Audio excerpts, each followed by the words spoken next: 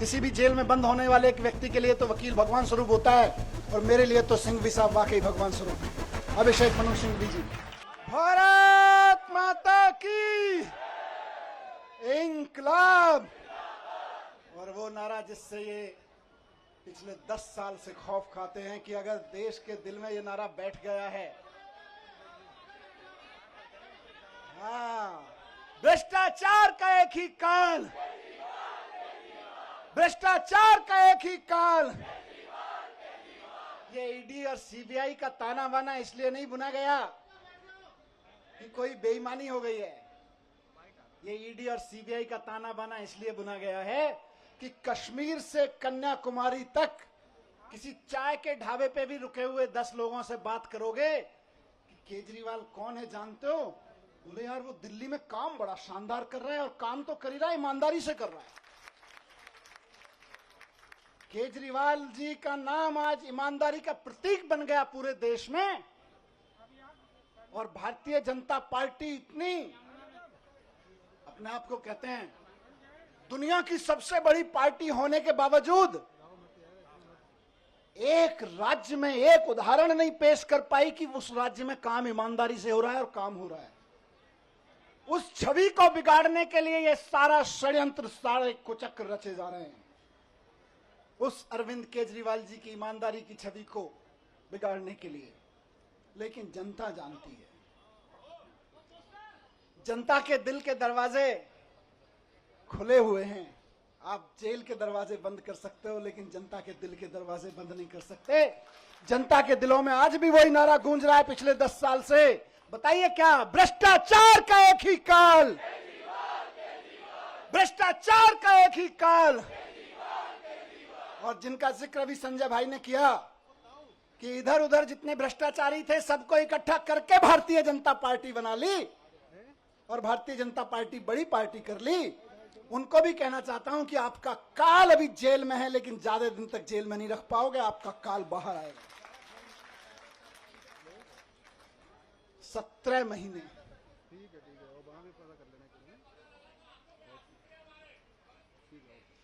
ये आंसुओं, इन आंसुओं ने मुझे ताकत दी है 17 महीने जेल में। मैं जब राजघाट पे आपसे बात करके गया था तो कह के गया था शायद 7-8 महीने लगेंगे। मुझे उम्मीद थी कि 7-8 महीने में न्याय मिल जाएगा, लेकिन कोई बात नहीं, 17 महीने लग गए। 17 महीने लग गए, लेकिन जीत सच्चाई की हुई है, जीत ईमानदारी की हुई है। इसीलिए कहते हैं कि भगवान के घर पे देर है लेकिन अंधेर नहीं है। भगवान के घर पे देर हो सकती है लेकिन अंधेर नहीं हो सकती है। इनकी तो बड़ी कोशिशें करी इन्होंने, संजय भाई के ऊपर, मेरे ऊपर, अरविंद जी के ऊपर, पार्टी के और नेताओं के ऊपर। देश के सख्त से सख्त कानूनों की सख्त से सख्त धाराएं लगा के इनको बंद कर दो झूठे सच्चे केस में, और ऐसी ऐसी धाराएं लगा दो जो दुनिया भर में आतंकवादियों के ऊपर लगाई जाती हैं। ऐसी ऐसी कानूनों की धाराएं लगा दो जो दुनिया में ड्रग माफिया के ऊपर लगाई जाती हैं। ऐसी ऐसी धाराएं लगा के इन्होंने सोचा इनको जेल में बंद कर दो, तो जैसे आतंकवादी को जेल में डाल देते हैं तो सड़ता रहता है, जैसे ड्रग माफिया को जेल में डालते हैं तो दुनिया में सड़ता रहता है। इन्हें लगा अरविंद केजरीवाल, मनीष सिसोदिया और संजय सिंह को भी जेल में डालेंगे तो सड़ जाएंगे। लेकिन आपके आंसुओं की कीमत है ये, आपके आंसुओं की ताकत है ये कि जेल के ताले भी पिघल जाते हैं।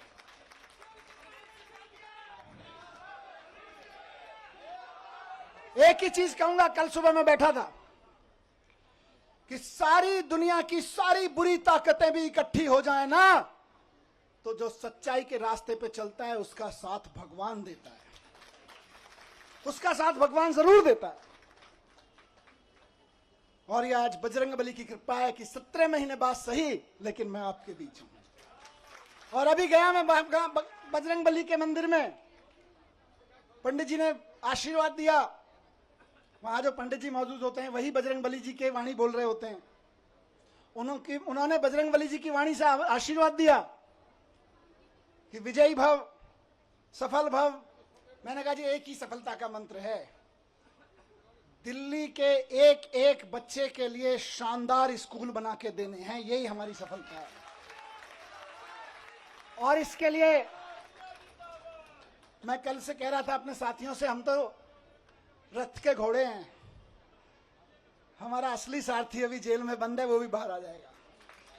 फिर उसके बाद हमको तो जहां हकेंगे हम हकेंगे, लेकिन हमारा असली सारथी अभी जेल में बंद है और जेल के ताले टूटेंगे, बहुत जल्दी छूट के आ जाएंगे। बहुत कृपा है अरविंद जी के ऊपर बजरंगबली की। आपको याद है ना, लंबे समय से बहुत सारे लोग साथ हैं, कितने शुगर का पेशेंट होने के बावजूद कितना लंबा लंबा फास्ट किया, केवल बजरंगबली जी की कृपा से। तमाम तरह के आरोप, इतने इतने आरोप लगाए झूठे झूठे, बच गए, निकल के आ गए, केवल अरविंद जी बजरंगबली जी की कृपा से। और मैं समझता हूं भगवान की कृपा, बजरंगबली जी की कृपा हम पर कल हुई बाबा साहब के दिए हुए संविधान की बदौलत। बाबा साहब ने, जब ये मुकदमे की सुनवाई चल रही थी, मैं बहुत ध्यान से सुन रहा था, पढ़ रहा था, पूरी डिटेल ले रहा था वकील साहबों से। बाबा साहब ने 75 साल पहले, करीब 75 साल पहले अंदाजा लगा लिया था कि कभी कभी ऐसा भी होगा, हम लोकतंत्र का संविधान बना रहे हैं, लेकिन कभी कभी ऐसा भी होगा कि इस देश में तानाशाही ताकतें आके आतंकवादियों और ड्रग माफियाओं पर लगाए जाने वाले कानून को आम आदमी के ऊपर लगाएंगे, व्यापारियों के ऊपर लगाएंगे, विपक्षियों के ऊपर लगाएंगे। तो उस वक्त उन व्यापारियों को, उन आम आदमियों को, उन विपक्षियों को कौन बचाएगा? तो बाबा साहब ने पहले ही लाइन जोड़ दी थी, संविधान बचाएगा। यही भगवान की कृपा है। कौन बचाएगा उनको जब तानाशाह सरकार अपना जुल्म करेगी, एजेंसियों का दुरुपयोग, कानूनों का दुरुपयोग करेगी, जेलों का दुरुपयोग करेगी, तो कौन बचाएगा? 75 साल पहले उस महान शख्सियत ने लिख दिया था कि मैं ऐसा संविधान दे रहा हूं कि तुमको संविधान बचाएगा। आज हम संविधान के बदौलत खड़े, संविधान की ताकत से यहां पे खड़े हैं। आज मैं शुक्रगुजार हूं देश के संविधान का, बाबा साहब का, और साथ साथ बहुत विनम्र निवेदन के साथ में माननीय सुप्रीम कोर्ट का, बहुत विनम्र सम्मान के साथ में